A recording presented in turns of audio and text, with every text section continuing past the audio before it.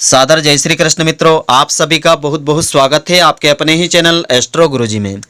मित्रों, यदि आपने अभी तक हमारे चैनल को सब्सक्राइब यदि नहीं किया हो तो अभी सब्सक्राइब कर लें और बेल आइकन को अवश्य दबाएं, जिससे हमारे अगले आने वाले नए वीडियो की नोटिफिकेशन सबसे पहले आपके पास पहुंचे। आप नित्य नई नई ज्ञानवर्धक जानकारी व नित्य का राशिफल हमारे चैनल से प्राप्त करते रहें। तो मित्रों, आज आपको हम बताने जा रहे हैं निर्जला एकादशी के व्रत के पारण का शुभ मुहूर्त, क्योंकि इस व्रत का पारण यदि आप शुभ मुहूर्त में और सही समय पर करेंगे तो सभी 24 एकादशियों के व्रत का फल आपको मिलेगा। तो निर्जला एकादशी प्रतिवर्ष ज्येष्ठ मास के शुक्ल पक्ष के समय में मनाई जाती है। ज्येष्ठ मास जून के महीने को कहा जाता है। निर्जला एकादशी का जो व्रत है गंगा दशहरा के एक दिन बाद मनाया जाता है। कई बार दोनों ही एक दिन मनाए जाते हैं। इस वर्ष निर्जला एकादशी 2 जून को पूरे देश में मनाई जा रही है। तो इसे पांडव एकादशी व भीमसेनी एकादशी के नाम से भी जाना जाता है। इसे पांडव या भीमसेनी एकादशी क्यों कहते हैं, इसके पीछे पौराणिक कथा है।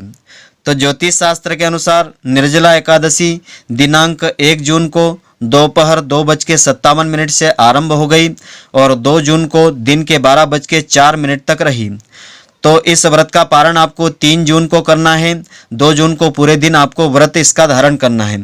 3 जून को प्रातःकाल इसका पारण आपको करना है। प्रातःकाल का समय रहेगा 5:23 से आरंभ होकर के तो 8:10 का समय रहेगा। इस समय अवधि में आपको इस व्रत का पारण कर लेना चाहिए। तो इसे भीमसेनी एकादशी क्यों कहते हैं, इसका कारण इस प्रकार से है। तो पांडवों में से भीम खाने के बड़े ही शौकीन थे। वह रणभूमि में शत्रुओं को हरा सकते थे, परंतु अपनी भूख को नहीं हरा सके थे। वे भूखे एक पल भी नहीं रह पाए थे। सभी पांडव भाई व उनकी पत्नी द्रौपदी साल भर पड़ने वाली सभी एकादशी का व्रत करते थे और उसका विधि से पूजन करते थे, जबकि भीम यह व्रत नहीं रख पाते थे क्योंकि वे भूखे नहीं रह सकते थे। भीम व्रत नहीं रख पा रहे थे, इस बात को उन्हें बुरा लगा और वे महर्षि वेदव्यास जी के पास गए। तब मुनिवर ने उन्हें निर्जला एकादशी व्रत रखने की सलाह दी। तो कहते हैं कि यह एक एकादशी का व्रत रख लो तो 24 एकादशियों के बराबर फल मिल जाता है। तब से इस एकादशी का नाम भीमसेनी व पांडव एकादशी पड़ गया था।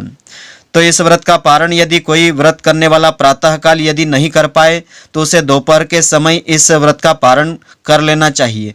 मान्यताओं के अनुसार हरिवासर की अवधि में पारण नहीं करना चाहिए, अन्यथा व्रत का फल नहीं मिलता है, वरन उसका पाप बढ़ जाता है। हरिवासर जो होता है द्वादशी तिथि की पहली 1/4 अवधि होती है। इसी अवधि को हरिवासर कहा जाता है।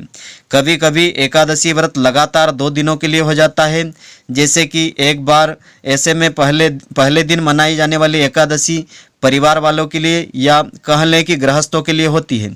दूसरे दिन वाली जो एकादशी होती है सन्यासियों के लिए, विधवाओं और मोक्ष प्राप्ति के इच्छुक श्रद्धालुओं के लिए दूसरी एकादशी होती है। 2 दिन पड़ने वाली एकादशी, दूजी एकादशी और वैष्णव एकादशी एक ही दिन हो जाती है।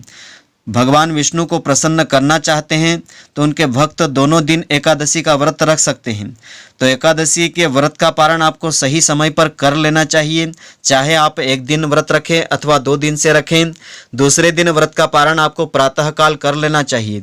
तो इस निर्जला एकादशी के व्रत का पारण का समय रहेगा इस दिन 3 जून 2020 को प्रातःकाल 5:23 से तो प्रातःकाल 8:10 का समय रहेगा।